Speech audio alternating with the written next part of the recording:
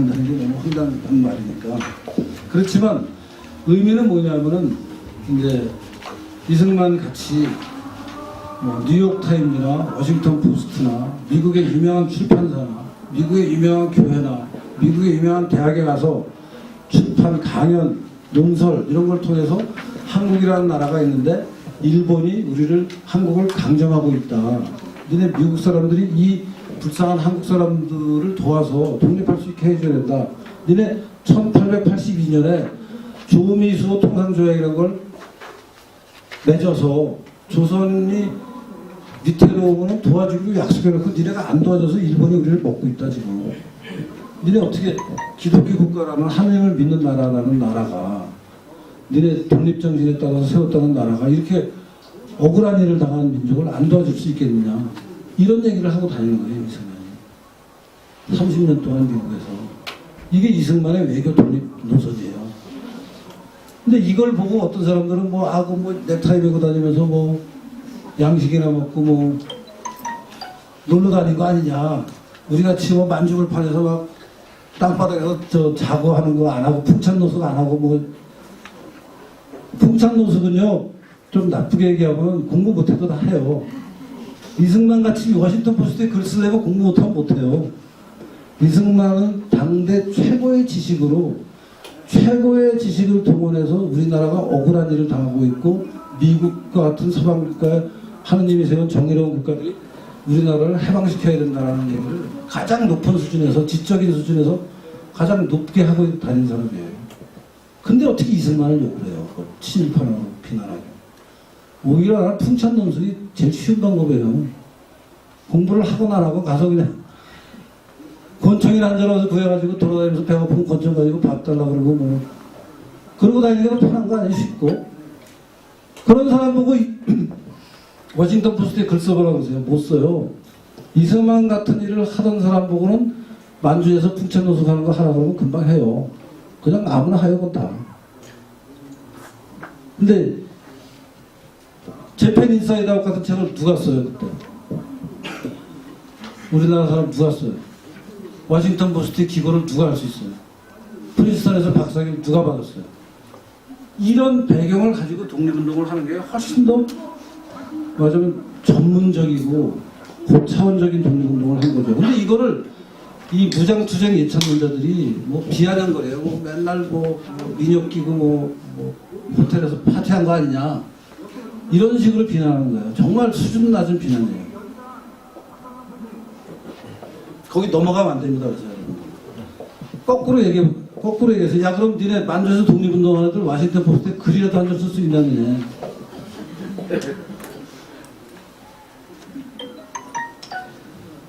그리고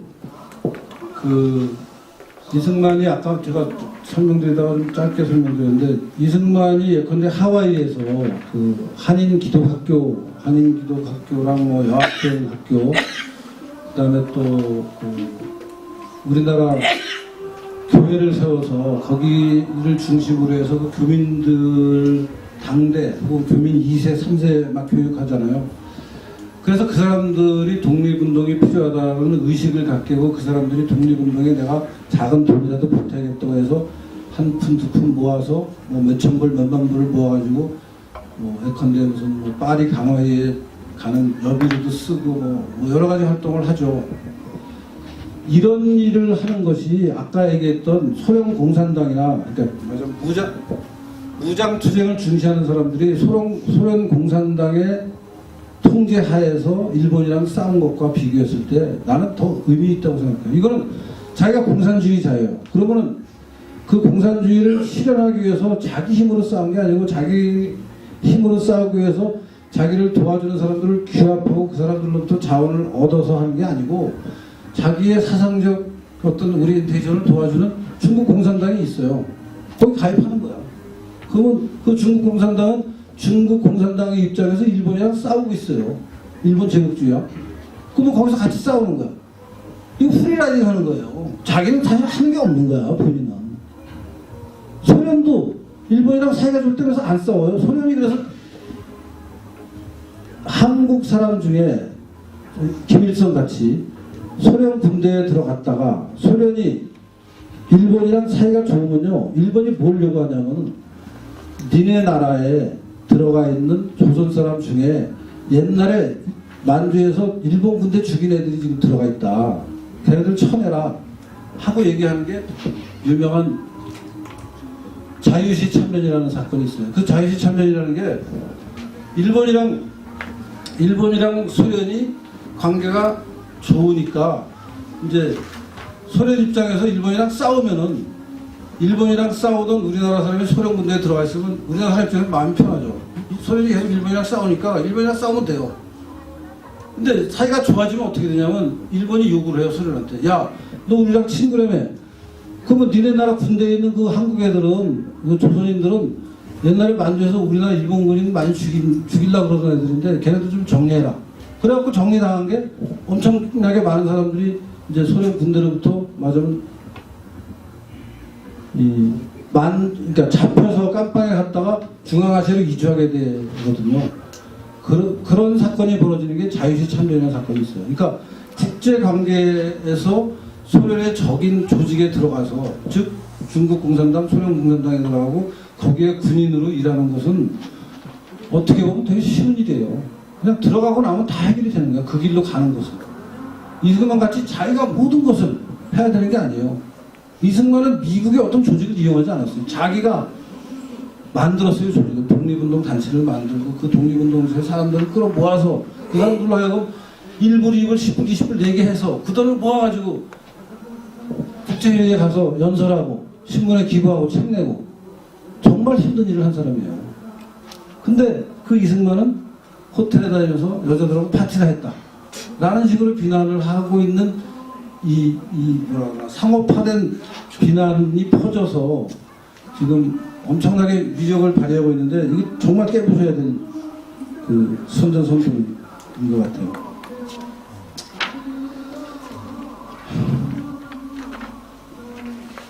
제가 연대 이승만 연구원 원장을 한 5년 했어요. 지금은 그만뒀는데, 근데 그 연대 이승만 연구원에 이승만 문서라는 게 있어요.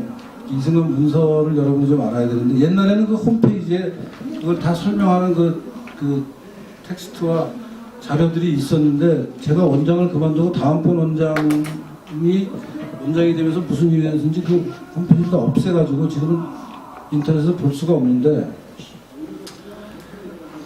이승만 대통령이 4.19가 나고 이제 하와이로 급히 넘어가면서 이승만 대통령이 소장하고 있던 개인 자료들, 뭐 대통령으로서 갖고 있었던 자료들, 뭐 개인적으로 갖고 있던 자료들, 뭐 여러 가지가 있었을 거 아니에요. 경무대.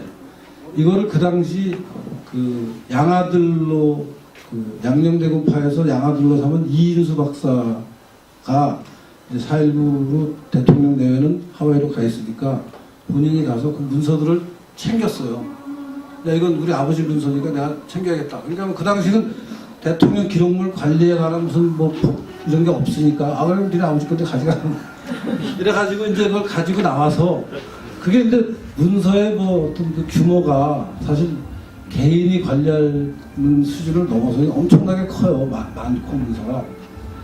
근데 그 당시는 이제 그 4.19 직후부터 뭐 최근까지 국가에서 뭐 국가기록물을 정리한다거나 관리한다는 개념이 없다가 90년대 중반에 들어오면서 뭐 그런 거에 대한 개념이 생겨서 지금은 국가기록원이라는 것도 생기고, 청와대의 임기가 끝나는 대통령에 관련된 문서는 임기 끝난과 동시에 지금 국가기록원으로 넘어가고 뭐 이런 시스템이 갖춰져 있는데, 전혀 그런 시스템이 없을 때 이제 이인수라는 이승만 대통령의 양아들 내외분이 이 문서를 자기 개인의 힘으로 보관하느라고 낑낑대면서 뭐 여기저기 이사 다니고 뭐 어디 지방에 있는 창고 같은 데도 보내고 하다가 90년대 초반에 연세대학에 기증을 해요.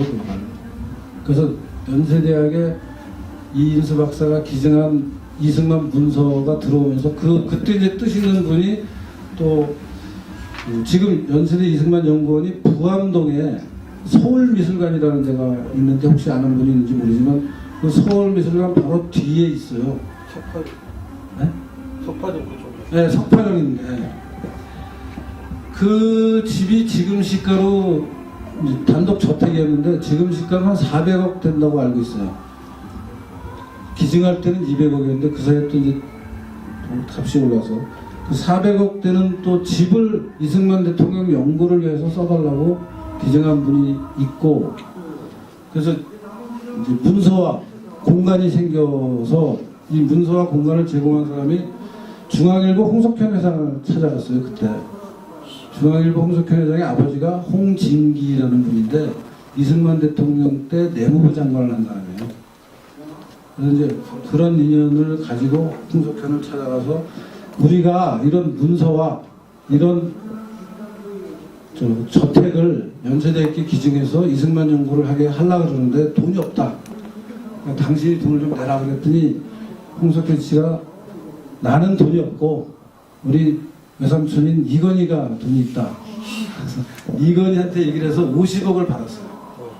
50억이라는 돈과 보암동에 2,000평 되는 저택과 이승만 대통령이 독립운동할 때부터 대통령 할 때까지 개인적으로 모으고 국가적으로 모은 온갖 기록을 이제 세트로 연세대학이 송자 총장일 때 받았어요.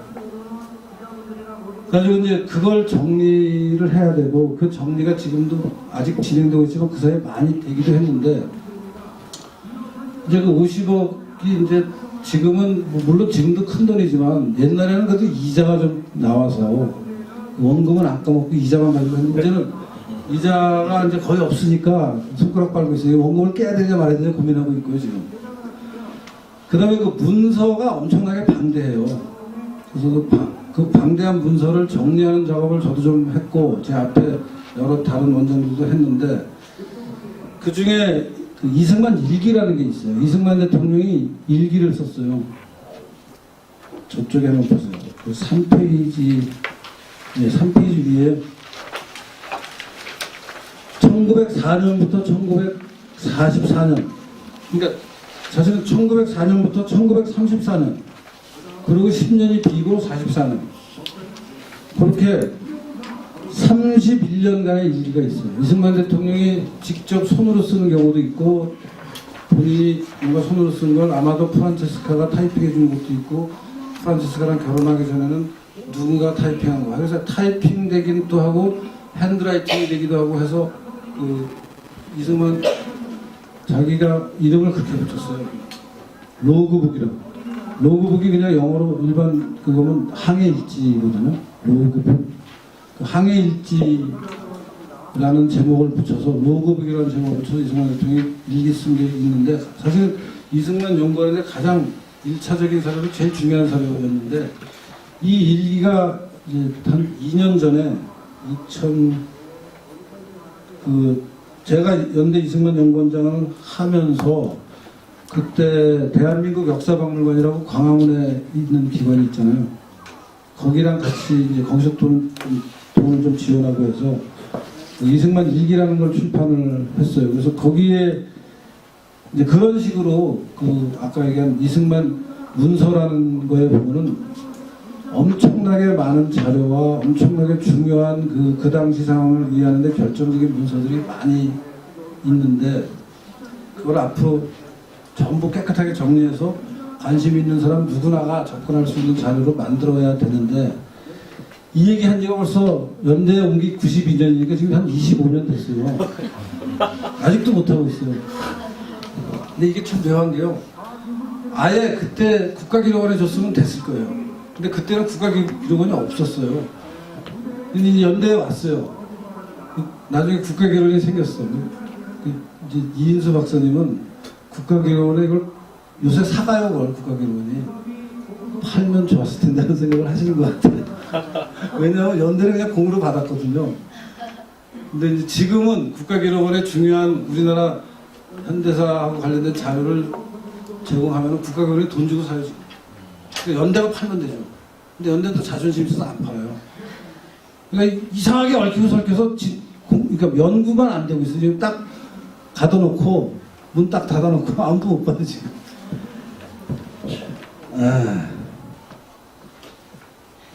그래서 이제 그 연구를 하는데 필요한 자금이 생기면 한꺼번씩 한 것씩 골라서 하니까 한 100년쯤 걸릴 것 같아요. 자료가 정말.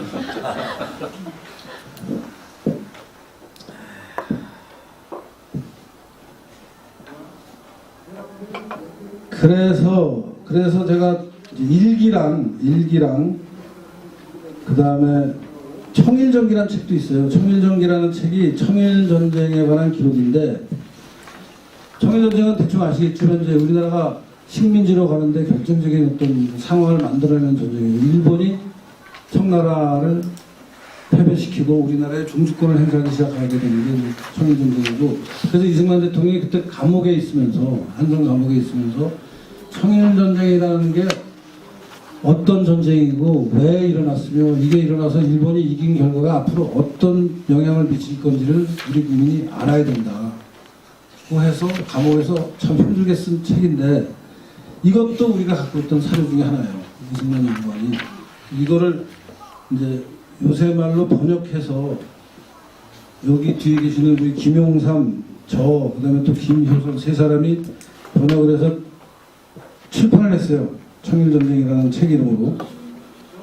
그래서 그 청일전쟁 책과 내가 이승만 대통령이 쓴 일기에서 일본을 어떻게 보고 있는지를 이렇게 뒤져봤어요. 파일로 다 돼 있으니까.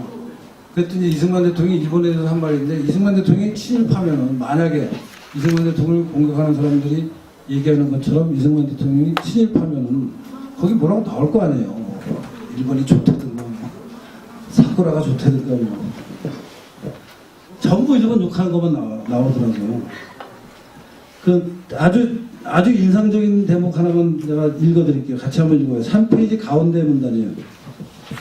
중간쯤에 보면은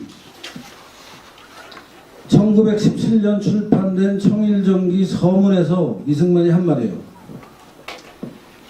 청일전기 서문이에요.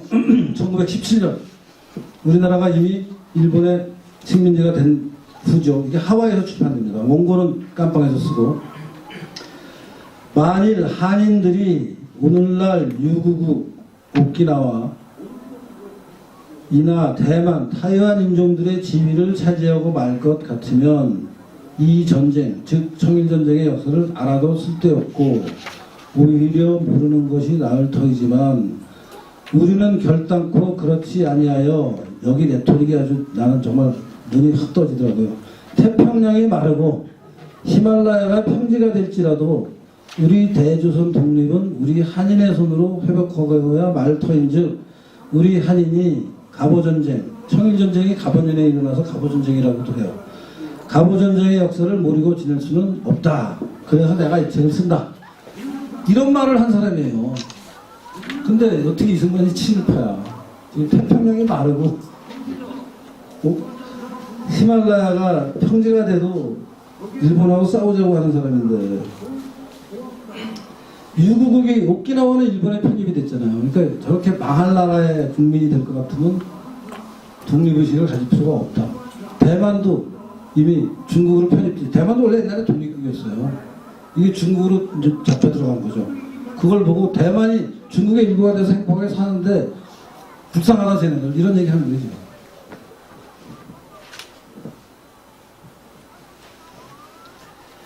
그래서 이승만은 절대 친일적인 행적을 보인 적이 없다. 다만 이승만이 친일적인 행적을 보인 것 중에, 그러니까 거짓이라고 얘기할 수 있는 일정한 부분이 있다면, 해방 후에 건국하고 나서 친일 청산을 할 때 반민족 행위 처벌에 관한 특별법을 만들어서 친일 청산을 할 때 적극적으로 친일파를 청산하지 못한 부분을 가지고 이제 좌파들이 엄청 공격을 하는데, 그것도 그 당시 상황에서는요, 제가 어디 썼는데,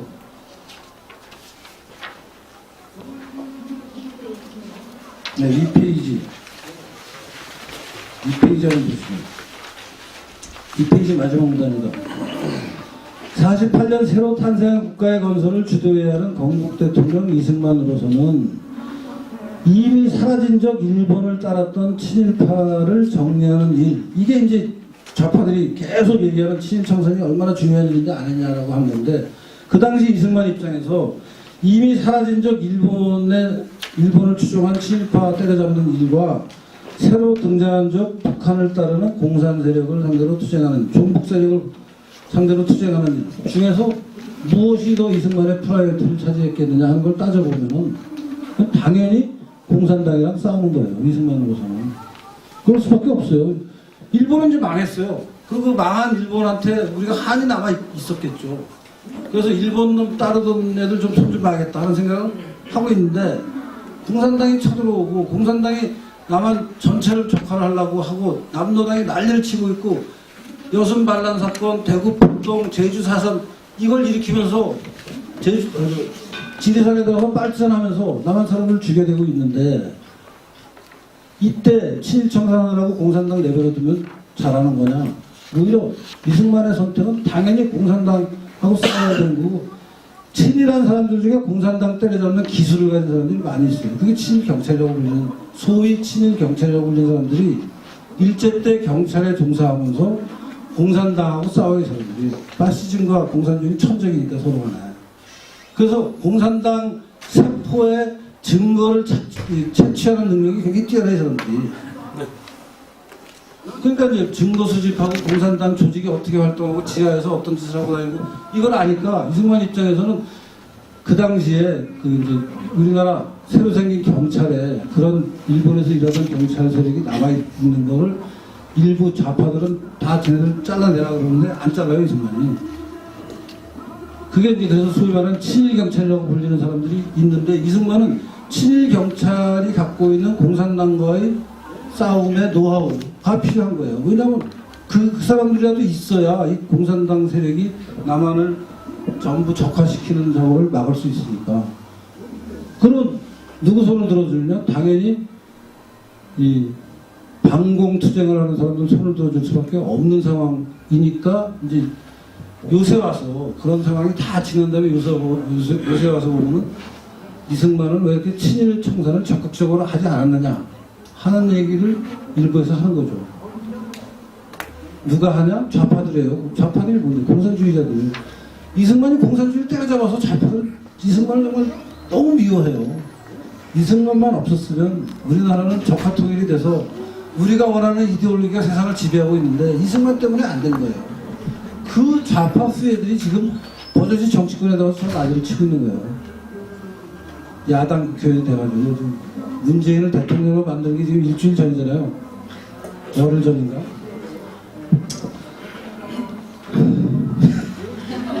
네.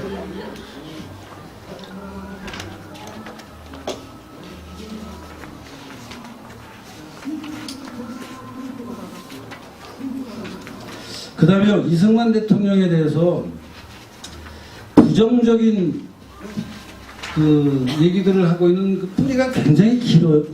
오래됐어요.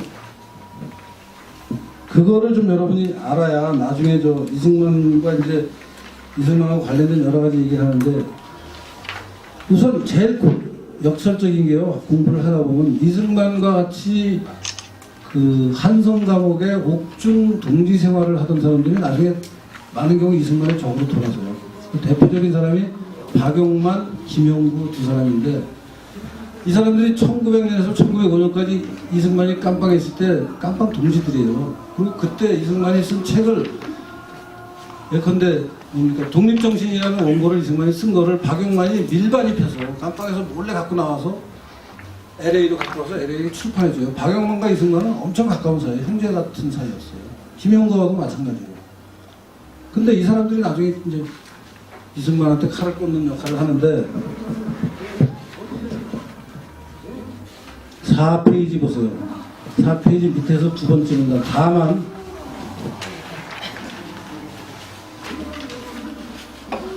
독립운동을 하면서 이승만과 다른 노선 혹은 다투던 노선을 따랐던 사람들의 험담이 있다. 예컨대 하와이에서 무장투쟁 노선을 추구하며 대조선 독립단을 만들어서 이승만과 대립하던 박용만. 이 박용만이 방금 얘기했듯이 간판 동지인데 하와이에서 이승만과 갈등하게 돼요. 이승만은 교회와 학교를 중심으로 언론 활동, 이 장기적인 교양 투쟁을 하자라는 거고, 박용만은 화끈하게 전쟁으로 가자라는 건데, 그래서 이승만이 하와이에 이름도 희한해요. 산 넘어 병학교라는 어디 그 하와이 꼴짝이에 있는 데다가 군사학교를 하나 만들어요. 근데 말이 군사학교지 그냥 병정놀이 하는 거죠. 그 당시 이제 그 미국의 주권이 미치는 하와이에 지금 알카에다가 무슨 어디 이상한 저 군사학교 만들어가지고 자기네들 부하들 교육하듯이 그걸 해서 박용만의 생각에 따르면 그걸 해서 일본이랑 싸워서 일본을 패망시키고 조선을 독립시키겠다고 하는 거예요. 그리고 이승만과 어떻게 갈등했냐면 그 하와이에 이주해 있던 사탕수 농장에서 일하던 한인사회 한 5, 6천 명 됐죠 그때. 그 사람들이 낸 한두 푼 낸 그 성금을 군사학교에 쓰자라는 주장을 해요. 박영만. 이승만은 교회에 쓰자, 여학교에 쓰자. 이거 갖고 싸우는 거예요. 그래갖고 이승만 쪽이 이기니까 박영만이 삐져가지고 막 신문에 욕하고 뭐. 그 욕한 걸 다 모아서 지금 이승만 욕하는 사람들이 이승만이 이렇게 나쁜 짓 했다고 얘기하고 있는 거예요. 사실은 이승만 쪽에서는 이승만 쪽대로 또 똑같이 그 사람들이 뭔가 비난을 하면은 또 그 다음 신문에 니네가 비난하는 건 이게 이래서 니네가 잘못한 거다. 이게 끝없이 반복이 돼요. 하와이 생활 내내. 그러니까 실체는 박영만과 이승만의 하와이에서의 그 분쟁이 있었고 그 분쟁의 핵심은 박용만은 무장투쟁을 하는데 돈을 쓰자. 이승만은 그거 너무 지나치다. 우리 차라리 2세를 교육하고 공부 가르치자. 교회랑 학교 사업에 쓰자. 이 갈등이에요. 그 추종자들이 다 있었을 거 아니에요. 그 추종자들끼리 뭐 이제 요새 무슨 그런 내분이 벌어지면은 뭐 맞고서 막 하잖아요. 맞고서 하고 뭐 끝없이 그 송사가 벌어지고 그게 정리가 되려면 뭐 몇 년, 몇십 년 걸리잖아요. 그 몇 년, 몇십 년 걸리는 재판, 그 원고, 피고 사이의 관계의 기록이 엄청나게 많은데 이승만을 비난하는 사람들은 부지런해요. 이승만 욕하기에 너무 부지런해서 이승만을 공격하는 박영만 쪽에 관련된 문헌들만 딱 모아요. 그래갖고 이승만이 하와이에서 뭐 돈을 띄어먹었네, 뭘 했네. 그러고선 책을 내요. 그러니까 사람들은 뭔가 옛날 문헌에, 옛날 미국 재판 기록에, 옛날 미국 신문에 이승만이 이런 비난을 받았다라는 기사가 나오니까 이승만이 잘못했다고 알게 되는데 사실은 그 다음날 다른 신문에 보면 또 이승만 쪽에서 박영만이 나쁜 놈이라고 계속 써요. 그게 끝없이 반복되고 있는 상황이에요. 그거를 우파학자들은 열심히 안 하고 좌파학자들은 열심히 해서 자기들한테 유리한 것만 쫙 모아서 책으로 내고 있어요. 근데 다행히 거기 보면요. 이덕희라는 사람이 이승만의 하와이 30년이라는 책을 냈어요. 이것도 연대 이승만 연구원이 낸 책인데요. 여기에 그래도 그 두 쪽의 입장과 두 쪽의 증거들을 다 나란히 얘기하고 있어요. 그러니까 그나마 다행이죠.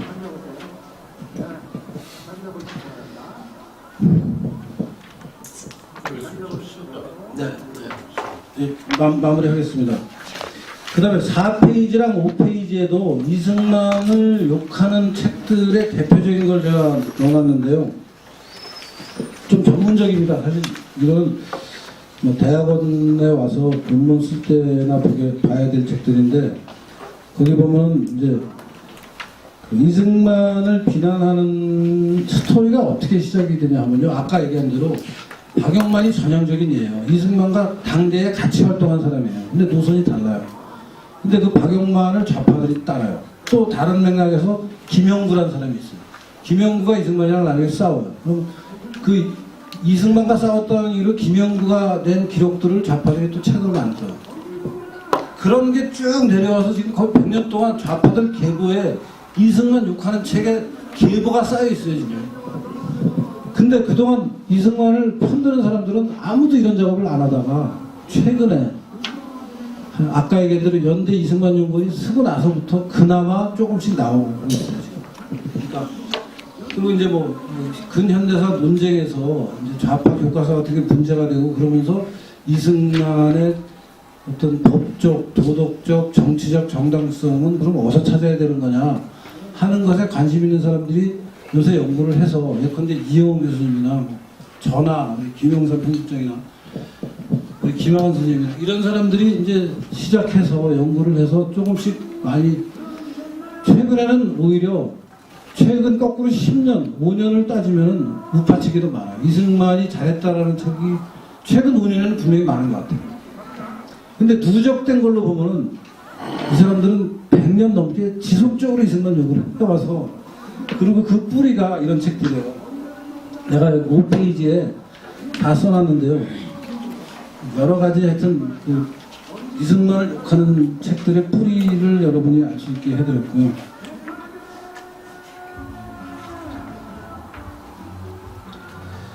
그리고 뒷부분은 아까 제가 그 PPT로 설명했던 거하고 같은 내용입니다. 일단 좀 쉬겠습니다. 아이고, 힘듭니다.